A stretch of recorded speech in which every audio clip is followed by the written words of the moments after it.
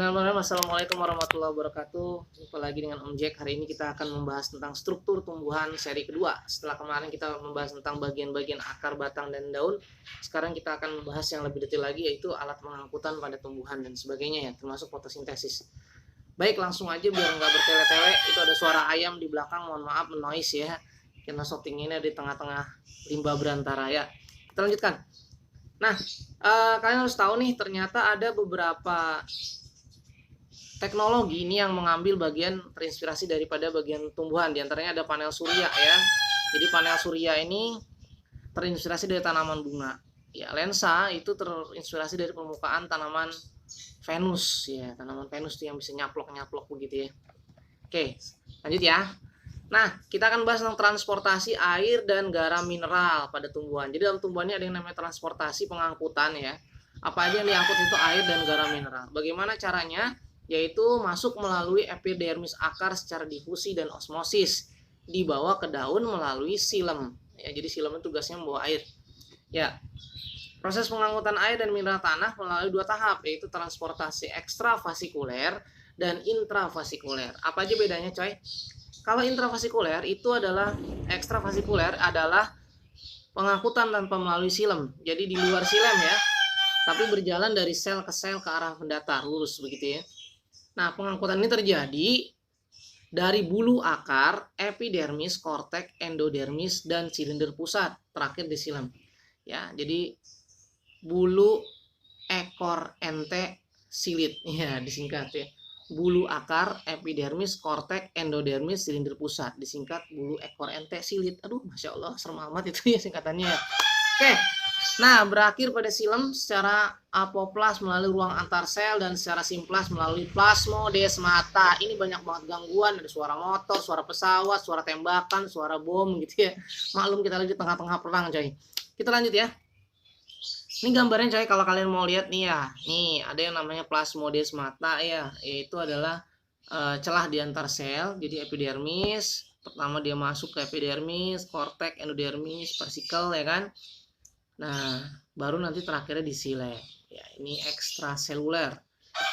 Oke, kita lanjut. Abaikan kokoksi jantan yang sedang kasmaran ya. Oke, transportasi intravasikuler merupakan pengangkutan di dalam silem. Jadi, tadi kan di luar silem itu ekstravasikuler, ketika di dalam silem namanya intravasikuler. Apa yang menyebabkan pengangkutan ini? Jadi pengangkutan ini tidak berjalan dengan sendirinya, ada penyebabnya ya. Yang pertama adalah kudratullah ya kan, kehendak Allah.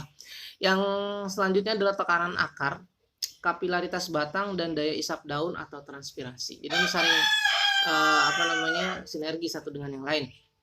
Lanjut ya. Sekarang kita akan bahas tentang respirasi, coy. Ternyata tumbuhan juga bernafas ya kan. Bagaimana cara tumbuhan bernafas? Itu ada dua ya, ada respirasi sel ya kan, dan juga ada yang disebut dengan pertukaran gas.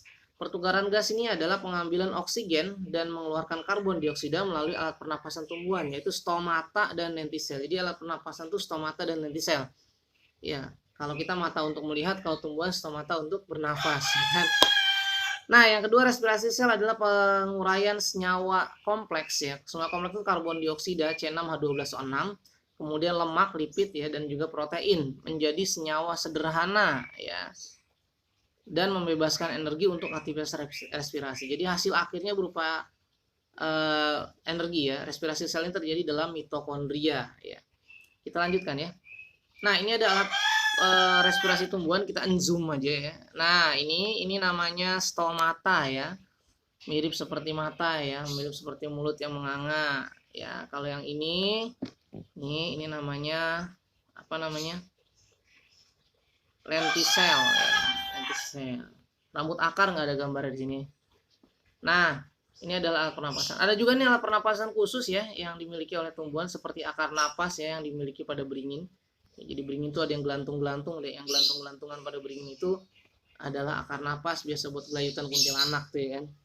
Terus ada anggrek, ada eceng gondok ya kan, kangkung ya, kangkung dia berongga batangnya ya, fungsinya untuk udara ya. Kita lanjut ya.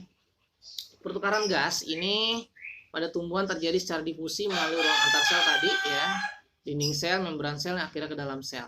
Sedangkan proses respirasi itu proses penguraian senyawa organik ya, yang menjadi karbon dioksida untuk memperoleh energi dengan bantuan oksigen. Jadi senyawa organik dikasih oksigen, hasilnya karbon dioksida dan energi. Mirip banget dengan manusia ya. Seperti itu ya, terjadi pada malam hari. Makanya kalau kamu mau bobok manis jangan malam hari di bawah pohon.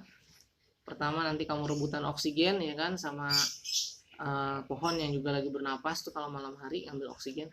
Yang kedua takutnya nanti kamu bisa digugat sama kuntilanak ya, karena biasanya pohon itu adalah rumahnya Pak Kunti dan Bu Kunti ya. Lanjut.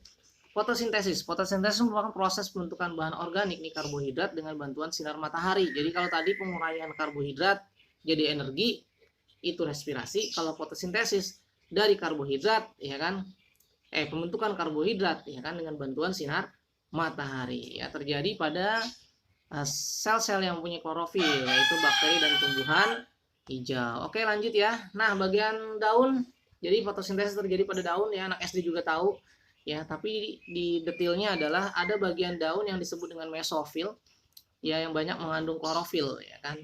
Ini kalau kita gedein gambarnya, nah ini kita lihat ya, di sini ada yang jaringan palisade. Palisade ini banyak mengandung klorofil ya, dan juga jaringan spons. Jadi tempat terjadinya fotosintesis itu di palisade dan spons. Yang ada totol-totolnya ya, totol-totolnya ini adalah kloroplas ya. Ya, ini kloroplas. Oke, itu tadi mesofil. Lanjut.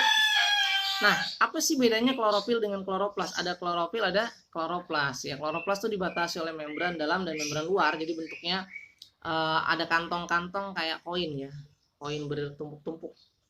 Nah, perbedaannya kalau klorofil itu ada pengertiannya itu pigmen yang memberi warna hijau. Kalau kloroplas adalah organ sel yang ada dalam sel tanaman, tempat terjadinya fotosintesis ya.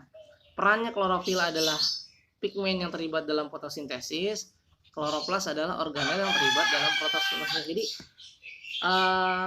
pigmennya adalah klorofil, organnya adalah kloroplas ya. Nah, kalau klorofil bagian dari kloroplas, kloroplas bagian dari sel tumbuhan. Nah, gitu ya. Ya intinya begitulah ya. Kalau klorofil punya pigmen, kalau kloroplas nggak punya pigmen, kan dia tempatnya doang, alatnya doang. Intinya begitu. Jadi klorofil itu ada dalam kloroplas. Oke ya, kita lanjut. Nah, ini dia struktur kloroplas tadi ya, yang bentuknya kayak duit recehan ya. Ini ada membran luar, membran dalam, ada tilakoid ya kan. Nih, tilakoid itu adalah yang apa namanya, lapisan ini kayak duit recehan ya, bertumpuk-tumpuk ya, disebut grana ya. Jadi kalau tilakoid yang bertumpuk itu disebut grana. Ada rongga-rongga yang disebut stroma ya, ada stroma, ada grana. Di kelas SMA kelas 12 akan dibahas mengenai fungsi grana dan stroma ini ya, ada reaksi gelap dan reaksi terang. Oke, kita lanjut yes. Klorofil nih dan tilakoid. Dalam membran tilakoid terdapat klorofil yang merupakan bahan penyerap energi utama, yaitu klorofil A berwarna hijau kebiruan dan klorofil B yang warnanya hijau kekuning-kuningan. Klorofil A dan B berperan menyerap cahaya merah 600 sampai 700 nanometer. Ini panjang gelombangnya coy. Dan cahaya biru 400 sampai 500 nanometer. Dalam kloroplas juga terdapat pigmen berwarna kuning orange yang disebut dengan karotin dan xanthofil. Nah, nanti di kelas 12 ini akan diajarkan bagaimana proses penyerapan cahaya merah dan cahaya biru ya. Nanti di materi kelas 12 SMA. Mudah-mudahan masuk IPA.